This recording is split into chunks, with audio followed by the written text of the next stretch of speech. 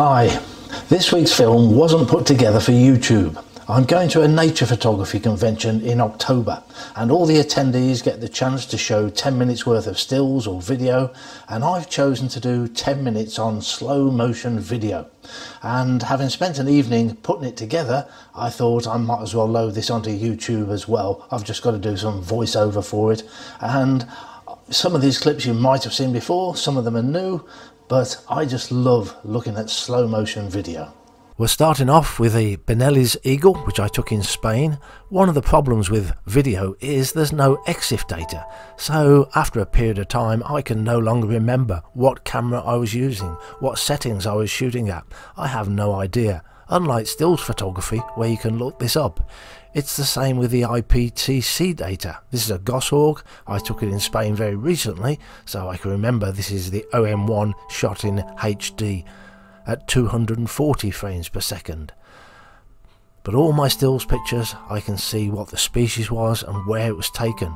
And the one clip that's going to come up of an osprey hovering, I can't even remember what country I took it in. When you're shooting slow motion, it's very important that the bird is actually doing something, otherwise it's fairly pointless. And if it's not the subject that's doing something, then the background needs to be moving, as with these dippers in Derbyshire.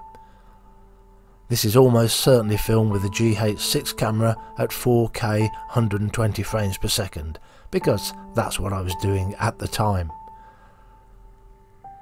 But I just love looking at slow motion. It makes the wildlife look so different.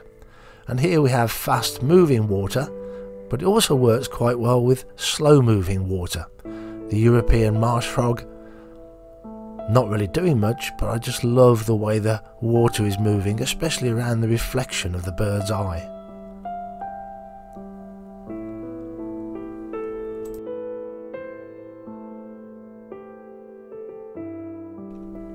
Another recent clip, but I'm not sure these displaying great crested grebes made it into one of my YouTube films, because I'd just completed a film on great crested grebes at the time. But this is one of the best displays I've managed to capture of the weed dance.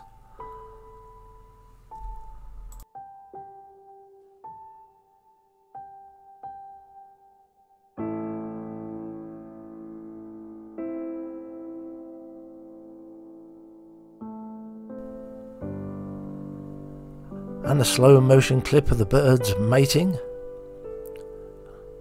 Not a successful mating, I don't think. Now this is a dilemma. Once the bird has climbed up on top of the female, it really doesn't move for quite a while. So should I be cutting this bit out? I decided I should. And it gets us to the funny part. When they dismount, it's always over the female's head.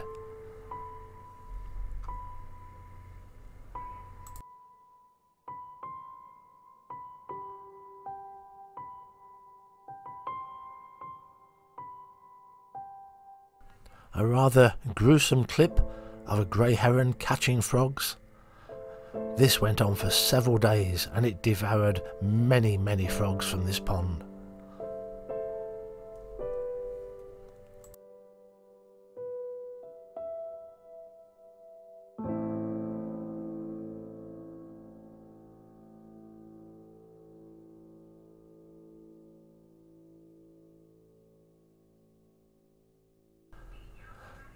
This clip of a grey heron I have reshot many times, always trying to get it better than the previous occasion.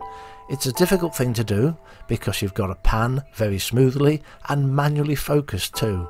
The focus will keep changing as you go up the bird's body and neck, and then when you get to the head, ideally you want something to happen. And with this clip I was lucky. The bird did turn its head and blink.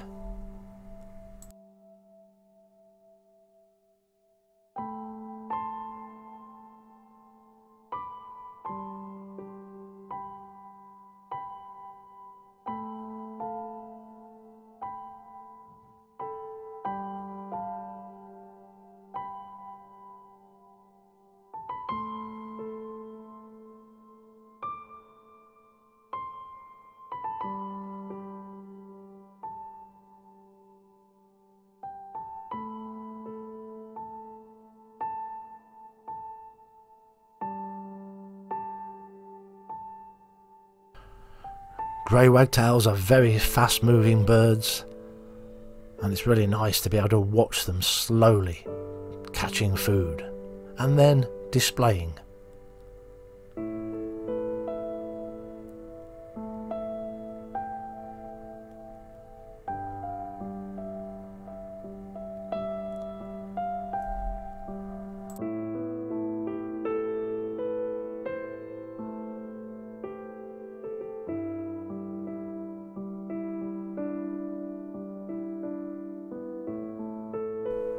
This hovering osprey is the clip I couldn't remember what country it was taken in, but it's probably Mexico.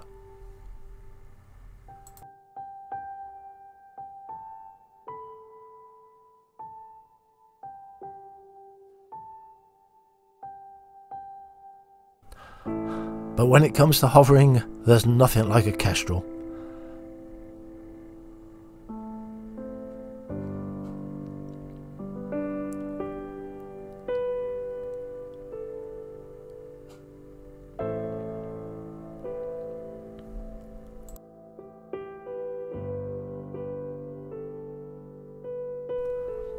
And a gannet at Bempton Cliffs.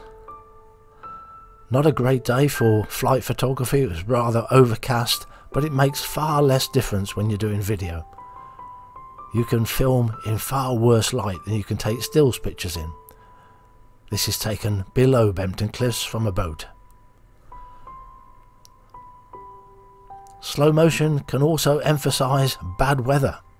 Here we have a golden eagle in Bulgaria in very heavy rain.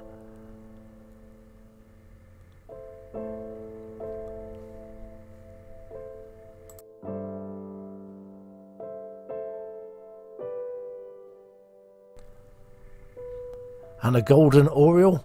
Now this was in a recent film from Bulgaria.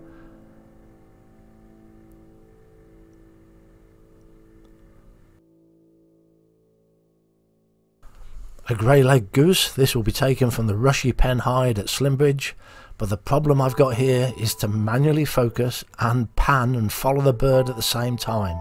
That is so difficult.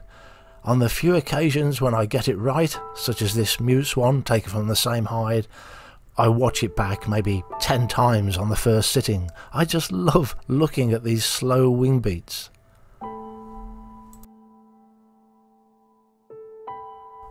A ringoozle feeding on the red berries in the autumn. All the squash berries are like that because the bullfinches have already eaten them.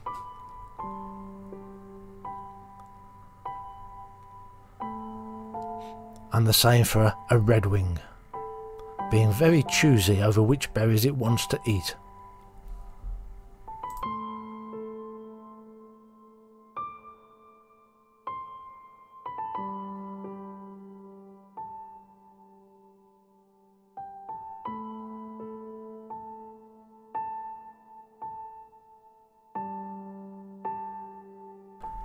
I always find it quite difficult to photograph rabbits. They're not normally very interesting. Their heads are down, nibbling at the grass, and they don't do anything. So I was lucky here that this one decided to stand up on its hindquarters and groom itself. And a few honeybees.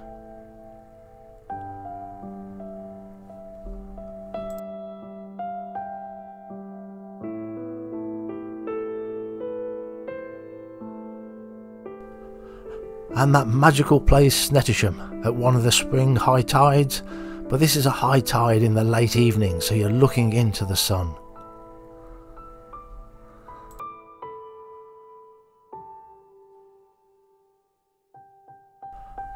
And a bird I've spent a lot of time with over the years, the kingfisher, catching fish.